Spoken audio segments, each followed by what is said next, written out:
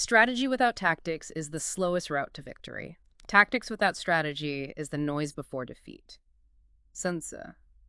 Very apt today. Indeed. It sets the stage perfectly. Welcome, everyone, to the deep dive. Today, we're really getting into a fascinating and, frankly, critical shift in global geopolitics. We're talking about Japan's evolving Indo-Pacific strategy. And we've been looking at some really compelling sources, print articles, research papers, but also, crucially, commentaries from Chinese observers themselves. Exactly. So our mission today is to distill the most important insights into Japan's, delicate balancing act, how it manages its traditional ties, like with the U.S., while also deepening its own regional engagements. And we're looking at this specifically through that lens of Chinese analysis. Which gives it a unique perspective. Absolutely. And this is super relevant for you listening in, especially if you're a UPSC aspirant. Connecting these dots for mains and prelims is vital. Or if you just want to stay informed about what's really shaping global affairs. So let's dive in. Let's do it. Okay, so maybe set the initial scene for us. China's view on NATO.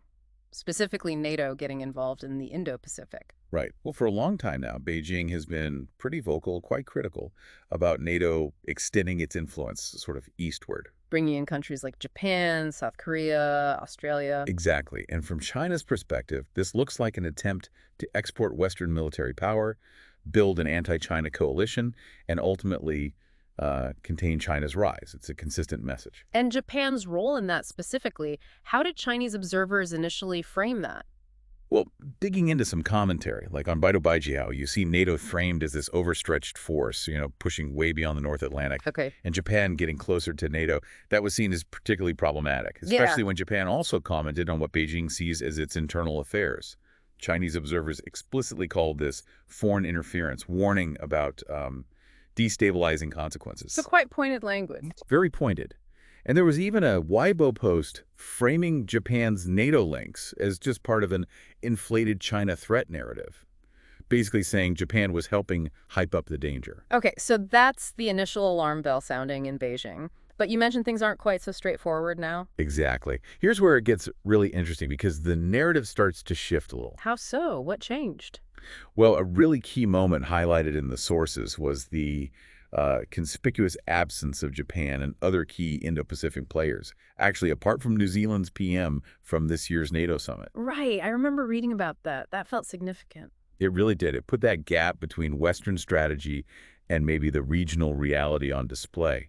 And perhaps even more telling, Japan canceled its 2+2 security talks with the U.S. The ones between their foreign and defense ministers? Wow, those are usually a high priority. They are. And canceling them, according to the analysis we're looking at, signaled this real unease in Tokyo about Washington's relentless push for Japan to, spend more on defense. Okay, so a sign of friction there. How did Chinese analysts read that specific shift, that absence, the canceled talks? Initially, the criticism was still there, but maybe the focus shifted slightly. Pan Wanli, a researcher at CAS, the Chinese Academy of Social Sciences, still described Japan as a springboard for foreign powers into the region. Still seeing it as a conduit for outside influence. Right, warning it could escalate rivalry. Another commentator called Japan the cornerstone of American hegemony in East Asia. So still very much viewing Japan through the lens of the U.S. alliance. But you said the tone changed. Yes. Crucially, more recent Chinese discourse shows this shift. Analysts started suggesting Japan might be slowly, subtly distancing itself, moving away from being just the West's go-to partner in Asia. Interesting. So less of a pawn, more of its own player. Possibly. What might have looked like just temporary hesitation before, now looks to some Chinese analysts like a deeper strategic rethink. They're noticing things like, say, President Trump being preoccupied elsewhere. With other global crises, yeah. Right, and talking about being a peacemaker. Maybe meaning the Indo-Pacific wasn't Washington's absolute top focus anymore. And the thinking in Beijing is Tokyo is definitely paying attention to that. That makes sense. So what does this all mean for the U.S.-Japan alliance itself? Is it fraying or just changing shape? Well, that's the million-dollar question, isn't it? Cao Shifeng, a Chinese reporter, pointed to that abrupt backpedaling on the 2+2 talks as a key sign. A sign of growing discomfort within Tokyo about where the alliance is heading. So from Beijing's viewpoint, Japan pulling back a bit from NATO, hesitating on military exchanges, that speaks volumes. It really does, according to these analyses. They see it as more than just a blip. It's interpreted as part of this delicate balancing act Japan is trying to pull off. Okay, explain that balancing act a bit more. Chinese analysts frame it as Japan wanting to stay engaged, definitely, but doing so while keeping a lower profile, laying low-key, as one source put it, trying hard not to get entangled in a new great power fight. And avoiding taking sides, maybe, like in the Middle East? Exactly. That point about Japan clearly wanting to avoid being pulled onto the U.S. side in the Iran-Israel conflict was highlighted. And this isn't just seen as caution. They're framing it as a broader strategic awakening in Japan. A strategic awakening? What does that imply? It implies a resistance to those Cold War-style blocs being imposed from outside, a push for more autonomy in its foreign policy. It's a really significant interpretation and definitely something, for UPSC aspirants to track. Absolutely. A shift from follower to a more independent actor. But what's driving this? Are there internal pressures pushing Japan in this direction? Oh, definitely. Shang Haoyu from the China Institute of International Studies offers a good perspective here. He initially saw Japan as NATO's vanguard in the region, but now argues the alliance itself is fraying under the weight of American pressure. Pressure like the defense spending demands we mentioned? Exactly that, and trade barriers too. Shang points out Japan's own serious internal challenges. It's burdened by huge debt, demographic issues. A aging population, yeah. Right. And there's resistance to hiking defense spending to, say, 3.5% of GDP. Japan's still constrained by its pacifist constitution, and ultimately it still relies on the U.S. security umbrella. It's a tough spot. So it's caught between U.S. demands and its own limitations. Precisely. Shang puts it bluntly.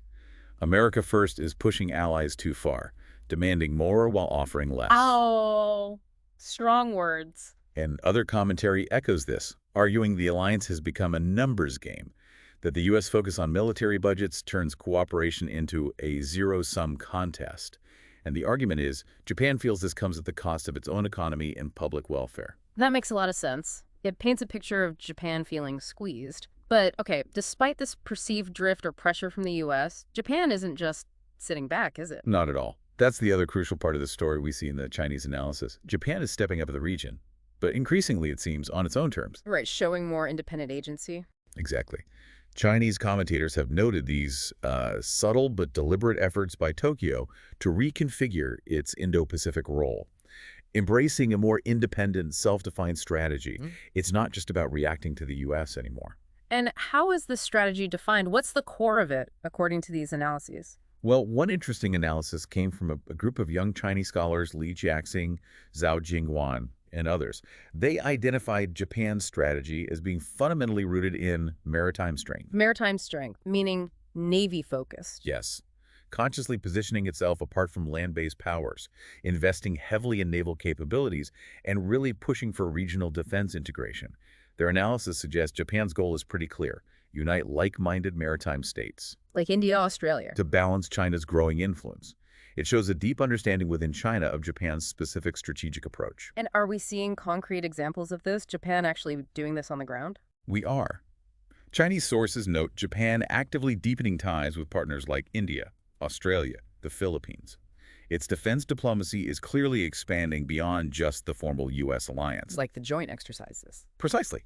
Joint exercises with the Philippines, continued participation in the Malabar naval drills alongside India and others. These aren't small things. They signal a real expansion of Japan's strategic footprint. And that Weibo post you mentioned earlier, warning about Japan and the Philippines coordinating against China. Right. Now, whether that specific warning is hyperbole or not, the underlying perception in China is clear.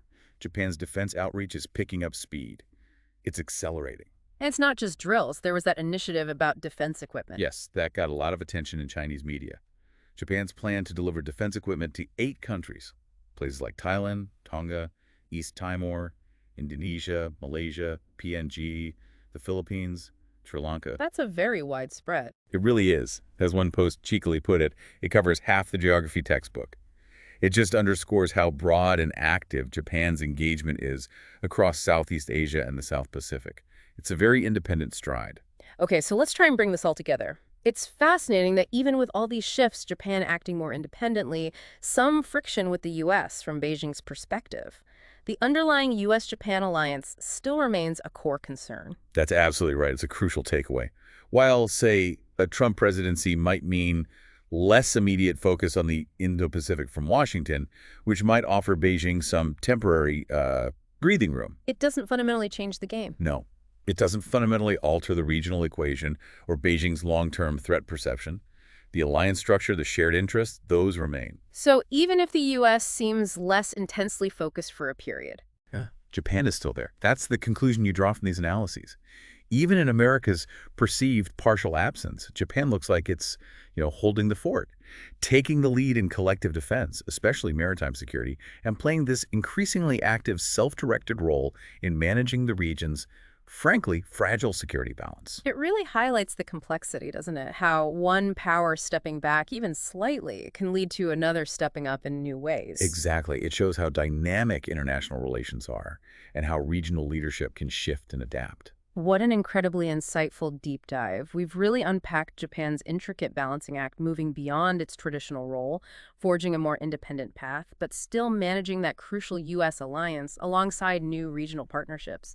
And for you UPSC listeners, understanding these nuances is just critical. Absolutely. These shifts have major implications. So the question we leave you with is this.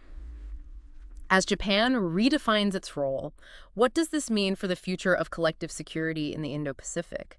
And how might it even reshape the whole idea of alliances in this emerging multipolar world? Something to think about.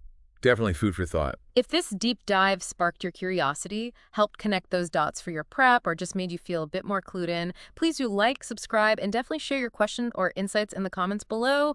We genuinely love hearing from you. We do. Thanks for joining us on the deep dive. We'll see you next time.